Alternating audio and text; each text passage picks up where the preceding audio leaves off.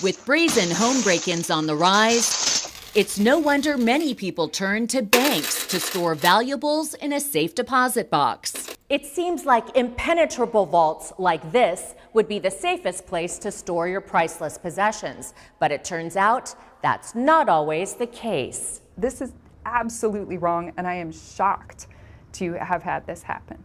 When Jenny Pearsons was looking for a place to store her nest egg, a $25,000 silver collection, and $2,000 in cash, she turned to U.S. private vaults in Beverly Hills. Safe deposit boxes just got a lot safer at U.S. private vaults. My husband researched it, and we went and visited it and did like a little tour. It felt like a reasonable place where you would put something of value to store it. But her worst nightmare came true in 2021 when the FBI raided the facility while investigating U.S. private vaults for money laundering. They seized $86 million in cash and a fortune in precious belongings from more than 1,000 customers, including Jenny. The whole reason that we put this money, that we put these coins and this cash in the safe deposit box in the first place is because we were afraid it might be stolen. So the idea that then the FBI comes along and steals it from this box is staggering. It boggles my mind. She says it took 7 months for the FBI to return her silver, but they never gave back the cash. Literally, they just rooted through, took everything, and tried to keep it. A court ruled the FBI violated customers' constitutional rights by searching their boxes. The agency did not respond to our request for comment. Then there's the case of Florida school teacher Jenny Morsch's valuables, missing from a Chase Bank deposit box in Orlando. In that instant, all my items had disappeared. Jenny went to open her box, but says her key wouldn't fit. And to her horror, when the bank drilled it open, she says all her cash and priceless possessions were gone. Imagine more than $100,000 in cash,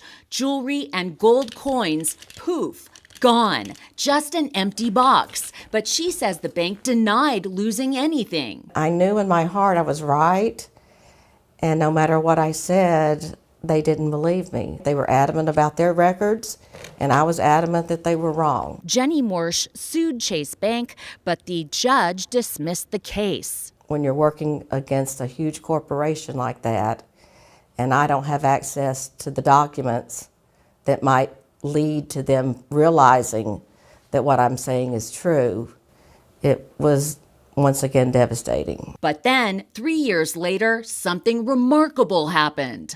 Millions of dollars in unclaimed funds and property could be waiting for you to collect right now. Jenny saw one of her long-lost items, a $10,000 diamond necklace, on TV of all places. I saw my diamond necklace go across the TV screen, and I literally was shaking. I'm like, that's my necklace. They have my necklace. The image was featured during a segment about an auction being held by the state of Florida's Unclaimed Property Division. The next day, Jenny rushed over with photos proving it was hers. I don't think it took more than 10 minutes or so, and they said, we have your items, and we believe we have all of your items. And I just broke down and cried. Jenny was reunited with most of her belongings, but how did they end up there? Documents suggest Chase shipped the items to the state back in 2012, mistaking her box as abandoned. But her attorney, Andres Boregovich, says Chase withheld that information during the lawsuit. It does not take a legal scholar to realize that Chase concealed the truth in order to gain their benefit to win. They duped Jenny Morsch. They duped her legal team. They duped the courts. They're now appealing the case. It's totally unnecessary what they've put me through. And it's still little me against Goliath.